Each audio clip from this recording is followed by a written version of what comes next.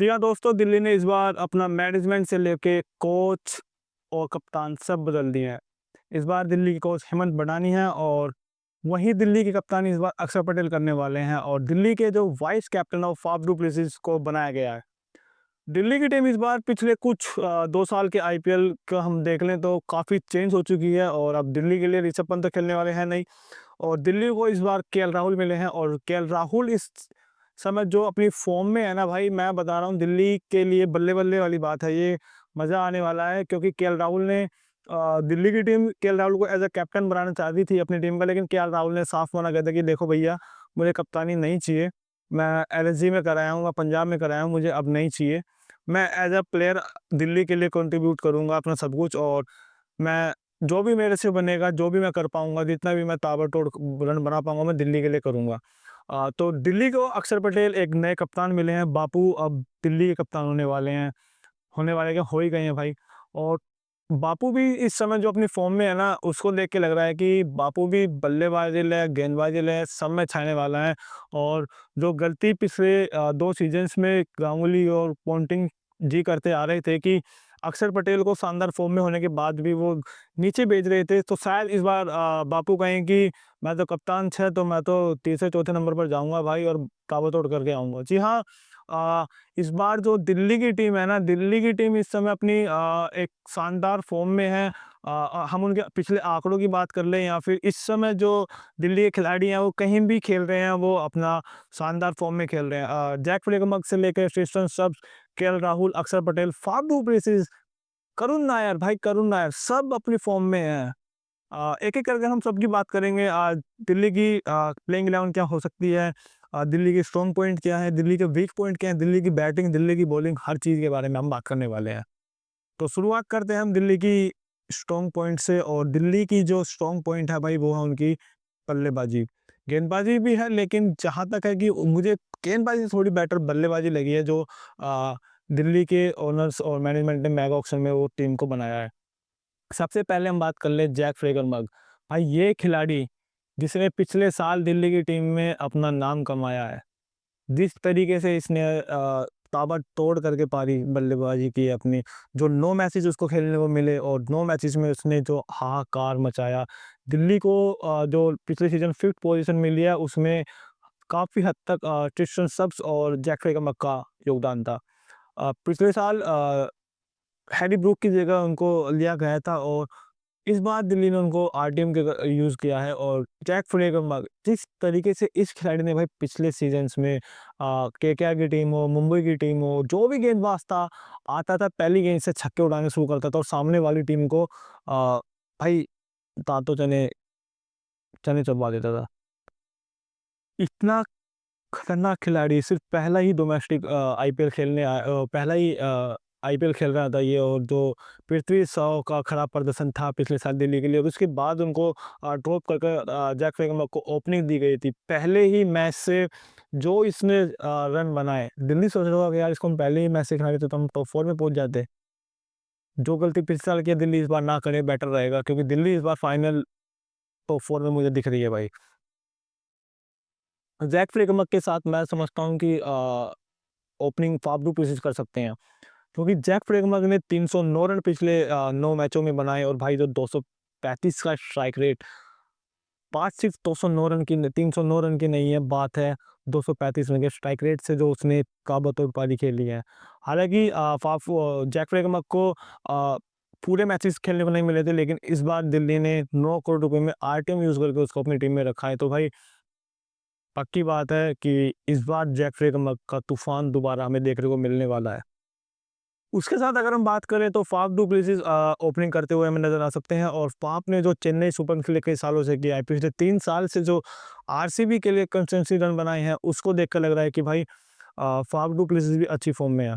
उन्होंने जो अभी कुछ दिन पहले ही 25-26 गेंदों में जो 60-70 रन बनाए हैं और भाई जो बेहतरीन एक्सपीरियंस के साथ वो दिल्ली की टीम में अब आ रहे हैं ना, पूरा आईपीएल का जो अपना अनुभव है वो अब लेके वो दिल्ली की टीम को जो शेयर करेंगे, बहुत फ़ायदा होने वाला है दिल्ली की टीम को।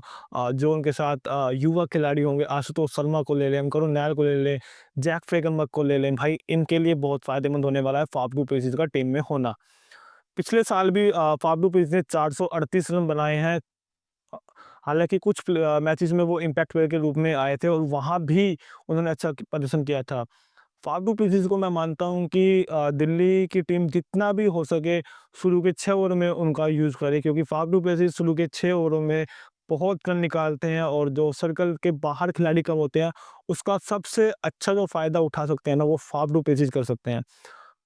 हालाँकि फाफ डू प्लेसिस और जैक फ्लेगमर के बाद मैं 30 नंबर पर केएल राहुल को देखना चाहूँगा। केएल राहुल दिल्ली के लिए नंबर 3 पर खेलें और केएल राहुल वो खिलाड़ी है भाई, जो इस समय अपने आप को प्रूव करने में लगा हुआ है। चैंपियन ट्रॉफी में दिल्ली के जो केएल राहुल ने जो अच्छे रन बनाए हैं, ऑस्ट्रेलिया के खिलाफ बनाए हैं, फाइनल में न्यूजीलैंड के खिलाफ रन बनाए हैं। भाई बहुत अच्छी फॉर्म में है ये खिलाड़ी। कप्तानी के लिए इन्होंने साफ मना कर दिया कि भाई मैं कप्तानी नहीं करूँगा, मैं एज़ अ प्लेयर खेलूँगा। और मुझे लग रहा है कि एलएसजी के लिए ये मतलब जो एलएसजी के ओनर ने केएल राहुल के साथ किया था ना, उसका खामियाजा अब एलएसजी को भुगतना पड़ सकता है, क्योंकि पहला मैच दिल्ली का एलएसजी के साथ ही है। और केएल राहुल ने जितनी अच्छी तरीके से आरसीबी के लिए खेला आईपीएल, पंजाब के लिए खेला अपने आईपीएल के मैचेस, और केएल राहुल की सबसे अच्छी खास बात ये भी है कि भाई बंदा हर सीज़न में 500 प्लस रन बनाता है। और इस बार भी एज़ अ प्लेयर अब केएल राहुल खेलने वाले हैं। Last time KL Rahul as a player RCB के लिए खेले थे और याद होगा सबको कि आरसीबी के लिए जब केएल राहुल खेले थे, आरसीबी फाइनल में गई थी भाई। इतने मतलब रन बनाए लगाते थे उस खिलाड़ी ने पूरे सीज़न में कि वो 600 प्लस पहुँच गया था। और हर साल ऑरेंज कैप की रेस में केएल राहुल रहते हैं। तो मुझे लग रहा है कि इस बार केएल राहुल ऑरेंज कैप की रेस में रहते हुए दिल्ली के लिए अच्छा प्रदर्शन करते हुए ऑरेंज कैप भी ले जाएँगे और दिल्ली को पहली आईपीएल ट्रॉफी भी दिला देंगे।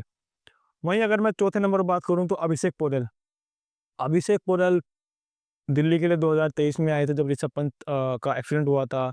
उस समय दिल्ली को विकेट कीपर की नीड थी और अभिषेक पोरेल उस समय काफ़ी युवा खिलाड़ी थे, कोई एक्सपीरियंस उनको आईपीएल का नहीं था। हालाँकि पिछले पूरे सीज़न वो खेले हैं, 14 मैचेस खेले हैं और आई थिंक 300 कुछ रन उन्होंने बनाए हैं, 131 के स्ट्राइक रेट थे। तो अभिषेक पोरेल आज की डेट में मैं कहूँगा कि भाई पक चुका है ये खिलाड़ी और अच्छा यूज़ दिल्ली कैपिटल्स इनसे निकलवाने वाली है अपना। और जो उन्होंने पिछले सीज़न भी किया था केकेआर के खिलाफ, मुझे याद है ईडन गार्डन में जो उन्होंने हाफ सेंचुरी लगाई थी, जो उन्होंने स्टार्ट दिया था दिल्ली को, बहुत मज़ा आया था। अभिषेक पोरेल वो खिलाड़ी है भाई जो आपको कहीं से भी गेयर चेंज करके मैच को दे सकता है। जहाँ आपको लगेगा कि भाई 12वें ओवर में रन बनाने हैं या जहाँ से भी आपको चाहिए ना कि भाई अब गेयर चेंज करना है, अभिषेक पोरेल वो खिलाड़ी आपको वहीं से गेम चेंज करके गेयर बदल के दे देगा और वो मैच का रुख बदल देगा। उसके बाद मैं नंबर 5 पर अक्षर पटेल को देखना चाहूँगा, क्योंकि अक्षर पटेल पिछले कुछ समय से दिल्ली के जो कप्तान अक्षर पटेल वो इंडिया के लिए भाई नंबर 5 खेल रहे हैं।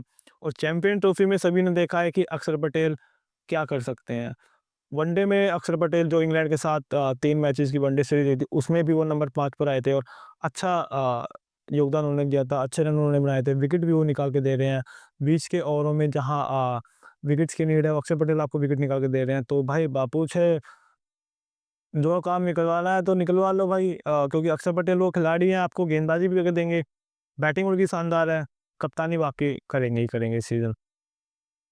उसके बाद नंबर 6 पर मैं क्रिस्टन सब्स को रखना चाहूँगा, क्योंकि दिल्ली के लिए जो पिछले साल उन्होंने फिनिशिंग की है, बहुत शानदार फिनिशिंग की थी। इस बार भी वही रोल क्रिस्टन सब्स को मिलने वाला है और कुलदीप यादव और अक्षर पटेल के साथ तीसरे जो पार्ट टाइम स्पिनर होंगे, वो मुझे लग रहा है कि ट्रिस्टन सब्स ही होने वाले हैं। जहाँ अगर लगेगा कि 1-2 ओवर स्पिनर के निकलवाने हैं और वहाँ आपको ट्रिस्टन सब्स ओवर डाल के दे देंगे।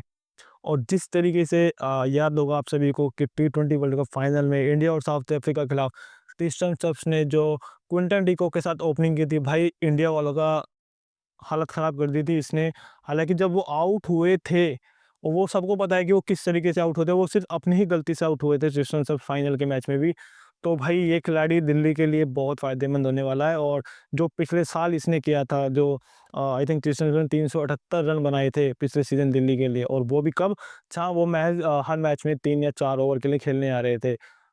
तो भाई ये खिलाड़ी दिल्ली को एज़ अ फिनिश करके देगा मैच। तो अगर हम वहीं बात करें दिल्ली की स्पिन गेंदबाजी की, तो भाई स्पिनर में कुलदीप यादव, अक्षर पटेल, कोई इनका तोड़ नहीं है। मुझे लग रहा है कि दिल्ली में दिल्ली के अलावा पूरे आईपीएल में किसी टीम के पास ऐसी स्पिन बॉलिंग नहीं है कि जो इनका मुकाबला कर पाए। अक्षर पटेल भाई, कुलदीप यादव, दोनों खिलाड़ी पिछले एक लंबे समय से इंडिया के लिए खेल रहे हैं। इंडिया के लिए ये दोनों ही स्पिन में मेन एज ए बॉलर हैं, जडेजा के बाद, जडेजा के साथ-साथ। और ये दोनों अब दिल्ली की टीम में खेल रहे हैं और दिल्ली के लिए ये काफ़ी फ़ायदेमंद होने वाले हैं। दोनों स्पिनर बहुत एक तो कंजूस हैं, रन जल्दी देते नहीं हैं, विकेट टाइम टू टाइम निकालते रहते हैं, तो इसका फ़ायदा टीम इंडिया भी हर मैच में लेता है और इस बार इस 2-3 सीज़न्स में दिल्ली भी ले रही है और इस बार दिल्ली फिर से लेने वाली है। अगर मैं बात करूँ फ़ास्ट बॉलिंग की दिल्ली की, तो भाई दिल्ली की टीम काफ़ी लंबे समय के बाद मुझे अब लग रहा है कि दिल्ली की टीम अब बहुत अच्छी है। एक समय था जब एंड्रिक नोकिया और रबाडा की जोड़ी थी दिल्ली में फ़ास्ट बॉलिंग के लिए, आज वही जोड़ी अब दोबारा Mitchell Starc, T Natarajan, Mukesh Kumar और मोहित शर्मा होने वाले हैं। डेथ बॉलिंग की मैं बात करूँ जो है इस समय दिल्ली की सबसे खतरनाक डेथ बॉलिंग है, मिचेल स्टार्क, टी नटराजन, भाई कंजूस हैं, रन नहीं देते। T Natarajan last yorker specialist हैं, वो यॉर्कर देंगे आपको सारी की सारी बॉल। रन देते नहीं है टी नटराजन लास्ट में और विकेट आपको निकाल के वो दे देंगे आराम से। एंड्रिक नोकिया और रबाडा की जो जोड़ी थी, उसके बाद अब ये गेंदबाजी हमें देखने को मिली लंबे समय के बाद। मिचेल स्टार्क ने पिछले सीज़न्स में ये दिखाया था कि क्यों वो 24-25 करोड़ के खिलाड़ी हैं भाई। हालाँकि कुछ मैचेज़ में वो शुरुआत में महँगे साबित हुए थे, लेकिन फाइनल में जिस तरीके से उन्होंने ट्रेविस हेड और अभिषेक शर्मा को आउट किया था, शुरुआत में ही दोनों को पवेलियन भेज दिया था और जो पूरे सीज़न पिछले साल ट्रेविस हेड और अभिषेक शर्मा की जोड़ी हर टीम के लिए काल बनकर उतरी थी, मिचेल स्टार्क ने उनको खत्म कर दिया था। 2015 के 50-50 वर्ल्ड कप की बात कर लें, 2019 की देख लें, मैं वर्ल्ड कप की ड्यूरिंग 2023 के वर्ल्ड कप की देख लें, मिचेल स्टार्क इतना खतरनाक खिलाड़ी है भाई। फाइनल और सेमीफाइनल और या फिर जो इम्पोर्टेंट मैच हो जाते हैं, मिचेल स्टार्क ऑटोमेटिक अपने आप में खतरनाक खिलाड़ी बन जाता है। मुकेश कुमार, मुकेश कुमार पिछले 2 साल से दिल्ली के लिए खेल रहे हैं और जो उन्होंने मिडल ऑर्डर में मिडल ओवर्स में जो रन विकेट निकाल के दिल्ली को दिए हैं और जिस तरीके से वो अ, किफ़ायती गेंदबाजी करते हैं, मुकेश कुमार भी दिल्ली के लिए भाई बहुत ही ज़बरदस्त खिलाड़ी और दिल्ली की टीम ने इनको दोबारा खरीदा है। रिटेन किया है इन मुकेश कुमार को और भाई जिस तरीके से मुकेश कुमार इंडिया के लिए भी टी20 में जब उनका डेब्यू हुआ था, तो अच्छी गेंदबाजी उन्होंने दिल्ली के खिलाड़ी ने इंडिया के लिए भी करके दी थी। वही गेंदबाजी पिछले 2 साल से वो दिल्ली के लिए भी कर रहे हैं और इस सीज़न भी वो करने वाले हैं। अगर हम बात करें फिर मोहित शर्मा की, मोहित शर्मा भाई ये बंदा अपनी स्लो गेंदबाजी के लिए जाना जाता है और जो 2023 के आईपीएल सीज़न में उसने गुजरात जायंट्स के लिए करके दिया है। 2-3 सीज़न्स में जो चेन्नई के लिए करके दिया, एक बार चेन्नई जो फाइनल जीती थी, उसमें मोहित शर्मा का भी काफ़ी इम्पोर्टेंट रोल था। तो वही रोल्स और वही सभी काम मोहित शर्मा इस बार भी दिल्ली के लिए करने वाले हैं। तो अगर मैं बात करूँ दिल्ली की, ये तो सारी चीज़ें हो गई स्ट्रॉन्ग पॉइंट की, अब मैं वीक पॉइंट की बात करूँ तो मुझे लग रहा है कि दिल्ली जो फँसेगा वो आई थिंक जो उनका मैच ख़त्म करने के लिए जो 6th-7th पोज़ीशन होने वाली है, वहाँ थोड़ा बहुत दिल्ली फँस सकती है भाई। क्योंकि वहाँ पर खिलाड़ी को एक्सपीरियंस ज़्यादा नहीं होने है। आशुतोष शर्मा हो गए, समीर रिजी हो गए, करुण नायर हो गए। करुण नायर, ये तीनों वो खिलाड़ी हैं मतलब जिनको एक्सपीरियंस कम है आईपीएल का बेसिकली। और करुण नायर की अगर मैं बात करूँ आपको, तो करुण नायर ने डोमेस्टिक में भाई हर डोमेस्टिक में टूर्नामेंट में रन बनाए हैं। वो खिलाड़ी डोमेस्टिक में रन बनाकर आ रहा है और वो करुण नायर ने कहा भी है कि भाई वो आईपीएल के लिए बिल्कुल तैयार हैं। वो अपना 100% दिल्ली कैपिटल्स के लिए देने के लिए भी तैयार है। तो सिर्फ़ मुझे लग रहा है कि दिल्ली के लिए ये एक पॉइंट ये होने वाला है कि जो उनकी फिनिशिंग लाइन है वो थोड़ी कमज़ोर है। बिल्कुल कमज़ोर तो मैं नहीं कहूँगा, बस थोड़ा एक्सपीरियंस कम है। तो मेरे हिसाब से दिल्ली की अगर हम प्लेइंग 11 की बात करें तो जैक फ्रेगनबर्ग, उनके साथ फाफ डू प्लेसिस ओपनिंग कर सकते हैं। तीसरे नंबर पर अभिषेक पोरेल, चौथे पर केएल राहुल, पाँचवें पर अक्षर पटेल, छठे पर मैं ट्रिस्टन सल्स को रखना चाहूँगा, सातवें पर आशुतोष शर्मा, आठवें पर मिचेल स्टार्क, नौवें पर कुलदीप यादव, 10वें पर मुकेश कुमार और 11वें नंबर पर मैं टी नटराजन को रखना चाहूँगा। इम्पैक्ट प्लेयर में मैं मोहित शर्मा और समीर रिजवी को रखना चाहूँगा।